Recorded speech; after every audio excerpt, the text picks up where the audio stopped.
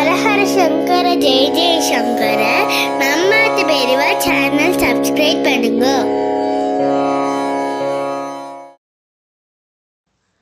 ஆலய தரிசனம் அப்படிங்கிற தலைப்பில் நாம் நிறைய கோவில்களை பார்த்துட்டு வரோம். அதன் அடிப்படையில் இன்னைக்கும் ரொம்ப பிரசித்தி பெற்ற ஒரு கோவிலை பற்றி தான் தெரிஞ்சுக்க போகிறோம். 3 வடிவாக வீற்றிருக்கும் காமாட்சி. ஆம், காஞ்சி என்றவுடன் நம் நினைவுக்கு வருவது காமாட்சி அம்மன் தான்.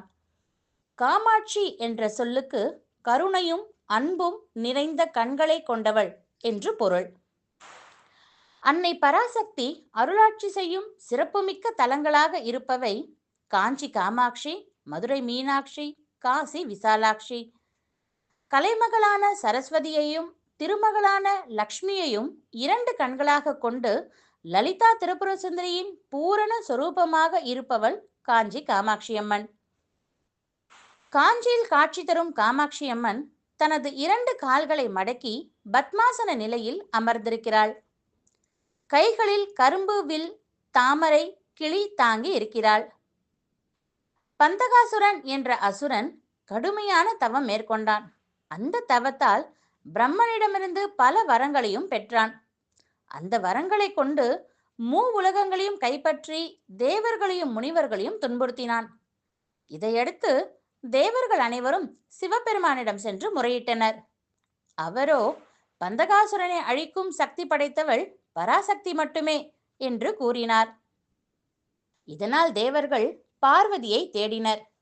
அன்னையோ காமகோட்டம் என்ற காஞ்சிபுரத்தில் ஒரு செண்பக மரத்தின் மீது கிளி உருவத்தில் அமர்ந்து ஈசனை நினைத்து தவம் செய்து கொண்டிருந்தாள். அங்கு வந்து அன்னையிடம் முறையிட்ட தேவர்களிடம் பந்தகாசுரனை அழிப்பதாக உறுதியளித்தாள். அதன்படி 18 கரங்கள் கொண்ட பைரவ ரூபிணியாக உருக்கொண்டு பந்தகாசுரனை அழித்து தலையை வெட்டி எடுத்து வந்தாள். அவளது உக்ர வடிவத்தை பார்த்த அனைவரும் நடுங்கினர். இதனால் அழகிய பட்டாடை அணிந்த சிறுமியாக அன்னை மாறினாள். அன்னையின் உத்தரவுப்படி பந்தகாசுரனின் தலையை ஓரிடத்தில் புதைத்து அதன் அருகில் 24 தூண்களை நிறுவி காயத்ரி மண்டபம் அமைத்தனர். அதன் நடுவில் அழகிய பீடத்தில் அன்னையின் உருவத்தை வைத்து வழிபட்டனர். காஞ்சியில் அன்னை 3 வடிவங்களில் காட்சி தருகிறாள். மூல விக்கிரகமாக ஸ்தூல வடிவிலும், அஞ்சன காமாட்சியாக சூக்ஷ்ம வடிவிலும், ஸ்ரீசக்கரம் என்ற காரண வடிவிலும் அன்னை இங்கு வீற்றிருக்கிறாள். காமாட்சியின் இடது பக்கத்தில் வடக்கு திசை நோக்கியவாறு அரூபலட்சுமியாக அஞ்சன காமாட்சியும் தவம் புரியும் கோலத்தில் காட்சியளிக்கிறார். இது அன்னையின் சூக்ஷ்ம வடிவம்.